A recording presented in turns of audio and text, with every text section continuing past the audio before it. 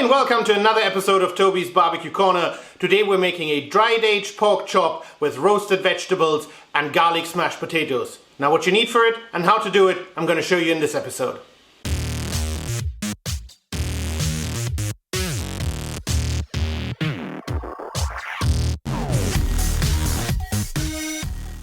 And this is what we need for today. Now obviously we need a pork chop, and this is a lovely 500 gram dry aged pork chop from Der Ludwig, so if you want to go check it out online, it's really worth it. You need a couple of vegetables, you need some potatoes, you need some rosemary, some butter, lots of garlic obviously, you need your favorite rub, you need some thyme. Now you can use dry thyme or fresh, I prefer to use fresh, some salt, pepper and some olive oil. Now in the first step what you want to do is you want to take your garlic, and obviously you need about an entire head of garlic. Not entirely sure if that's what it's called, but you need quite a bit. And obviously take the skin off, and then we're just gonna chuck it into our cast iron skillet over here, and then we're going to cover them in olive oil. So basically you make a confit similar to the tomatoes that you may have seen. Now if you haven't seen that video, it's definitely in with my playlist, the barbecue playlist, but I can also give you the link for it in the description, as well as obviously all the quantities, etc. that you might need. So we're going to do that now, and I'm going to show you the next step. All peeled, so what we're going to do now is we're going to cover them in olive oil, and we're going to place them outside on the barbecue until they start to simmer a little bit and release all these lovely flavors into the oil. Because we're going to be cooking our garlic smashed potatoes also in the oil that we're producing now. And obviously you can use that oil later on as well for cooking. It makes excellent, an excellent oil for eggs or anything that you want to cook or fry in oil. The Kamado is at about 200 degrees, so we're going to put them in the direct zone first. And then we're going to move them into the indirect zone afterwards, once the oil has started to bubble a little bit. After about 10 minutes, let's have a quick look. And so they're nicely bubbling away. So what I'm going to do now is I'm just going to rotate the pan. We're going to move it into the indirect zone because we don't want any browning on it. We just want, for them to gently cook. And we give them 10 minutes. All right, the 10 minutes are up. And check this out. So there's a little bit of browning on it. But look how easily the knife spears through it, and you can almost spread it like butter. So this is really what we're looking for. So we're going to take them to the side, let them cool off a little bit, and we're going to take care of the other ingredients. Right, for the next step of the cook, I've already put the potatoes in the skillet that we just used, and now we're just going to quickly add some fresh rosemary as well as some fresh dill in a second. Now you want about 2 tablespoons. You can go more, you can go less, however you prefer. But I think 2 tablespoons is about as much as you need for all the potatoes to have a nice coating.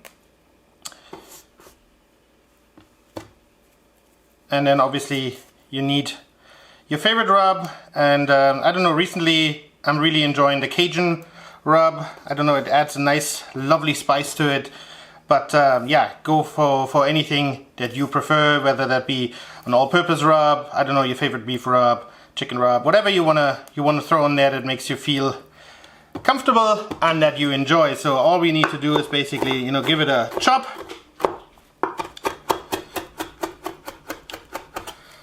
And then we're gonna throw it on.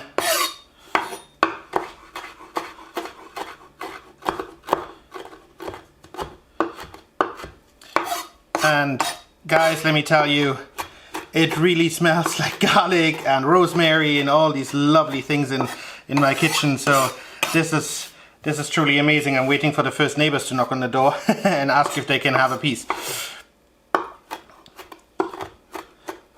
Alright, there we go. And then let's just sprinkle it all around and on top.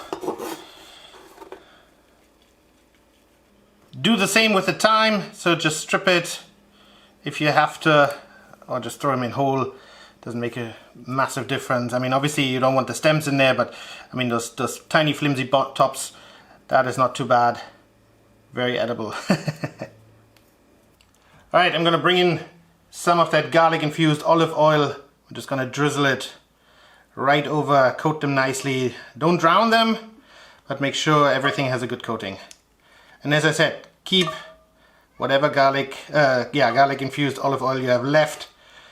It will just add tons of flavor to any of the other dishes that you might want to do in the future. Alright, that should do it. And then we're going to give it a good heap of that Cajun spice.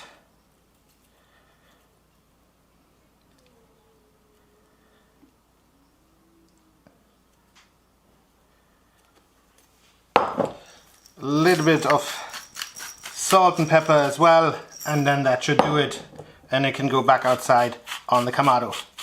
Right, the Kamado is sitting perfectly at 200, total indirect, and we're going to let that cook for 2 hours. It's been 1 hour. Let's have a quick look. And remember how I said 2 hours? Well, I meant 1 hour, because if you do the toothpick test, look how easy they go through, or it goes through. So they're done. And the nice thing is, because we did it indirect, none of these herbs that are now obviously floating around in the bottom are burned, which means they don't add any like bitterness to the whole dish. So we're going to take that off and we're going to smash our potatoes. Now in the next step, let's take that garlic that we had confit earlier, you know, put them in there, and then let's start smashing our potatoes. And what I love about this is that they still have the skin on, and we're not going to go overly fine on them, but we are simply going to smash them down. And we're not going to create a paste or anything that you might know from other restaurants, so we're not going to use any milk or any of that sort, but obviously we're going to use some butter in a second. But we want that little bit of crispiness from the skin in there as well. Let's add the butter. You want about, I don't know, like 5 tablespoons of butter, I suppose. You know, let's start with 4 and see where that leads us. Really try to mash that in. Let that melt a little bit as well. And then while the butter is melting, what does mashed potato need? It definitely needs salt. So we're going to give them a little bit more salt. And then we're going to take care of our veggies as well as our pork chop. And trust me, that will stay hot simply because it's in a cast iron skillet. Alright, I already put the vegetables on, so let's use some of that freshly made garlic oil as well for our meat. So let that come up to temperature, and then we're going to throw on our meat.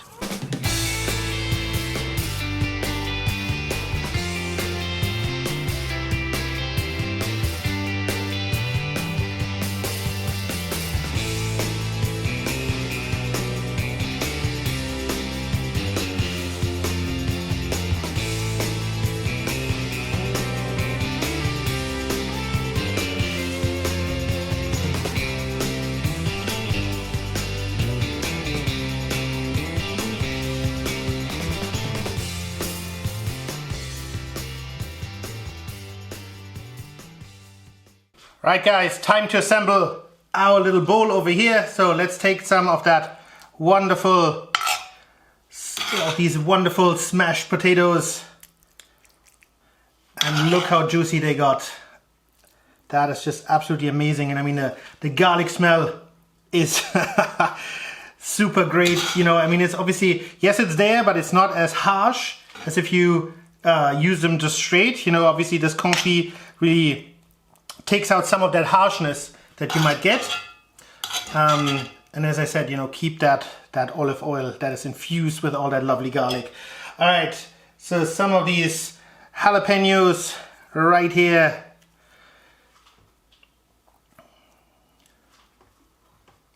You know, just on the side. Lovely. Then we have all this paprika, and we're gonna create like a little bed of red, yellow and green paprika. And then last but not least, we're going to rest our pork chop on it. And guys, I don't know what to say, but I think that looks absolutely amazing.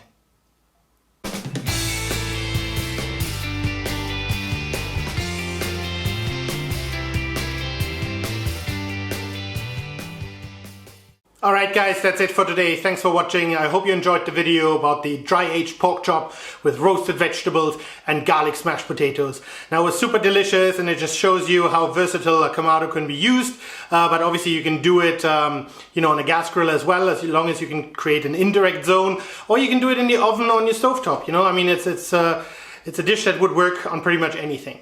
Alright, if you did enjoy the video, I would appreciate a comment and a thumbs up. Please head over to that subscribe button for more great videos to come, and I hope to see you soon at Toby's Barbecue Corner.